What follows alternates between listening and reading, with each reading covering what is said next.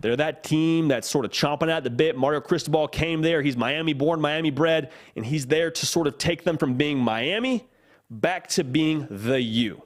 And so in order to be elite, in order to reach that next tier of the college football landscape, got to go on the road and beat ranked teams. So this was their opportunity. For Texas A&M, the gut check was, hey, App State just came to your crib.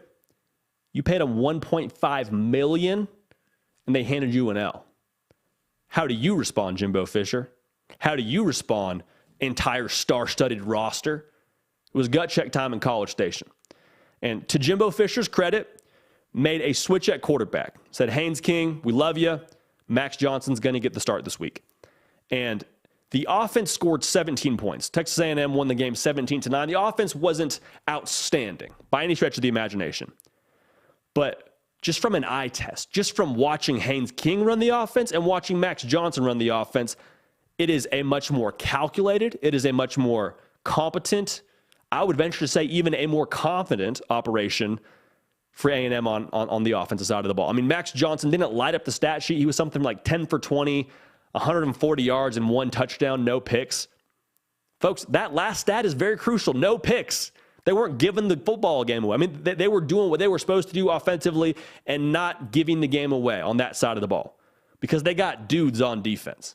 I mean, A&M only allowed 9 points bent and didn't break. We'll get to Miami here for a minute. I was really impressed by what they did on the defensive side of the ball. I mean, we just talked about A&M's offense a whole lot, but Miami forced the issue. I mean, pressured all day long.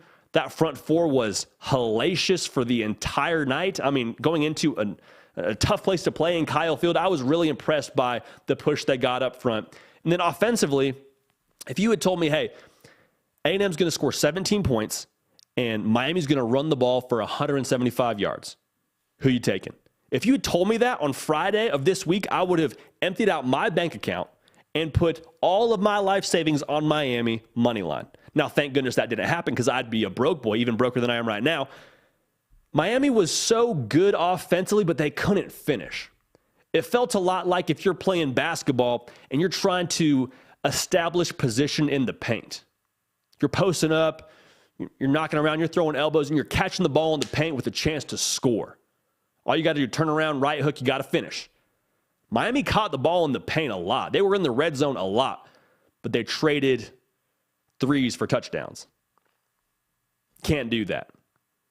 Elite teams finish in the red zone. So for Miami, they're going to take a look at themselves in the mirror this week and reassess a lot, but I think the theme that we thought about Miami going into this year is kind of held true. They need a true playmaker on that side of the football. They need to have a true alpha at wide receiver.